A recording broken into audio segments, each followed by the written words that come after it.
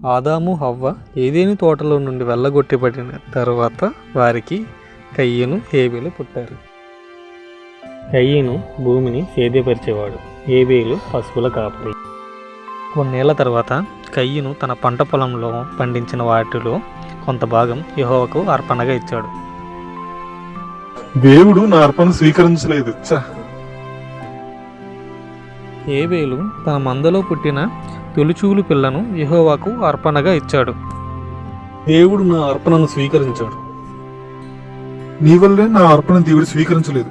నిన్ను బతకనివ్వను. కయ్యను అధికమైన కోపంతో హేబేలుతో మాట్లాడి అతన్ని చంపేశాడు. కయ్యను నీ తమ్ముడైన హేబేలు ఏడి? నాకు తెలియదు, నేను కాపలావాడిని కాదు. అందుకు ప్రతిగా కయ్యను దేవుడైన యెహోవా చేత శపించబడ్డాడు. హేబేలు యెహోవాకు ఇచ్చిన ప్రాముఖ్యత కయ్యను ఇవ్వలేదు.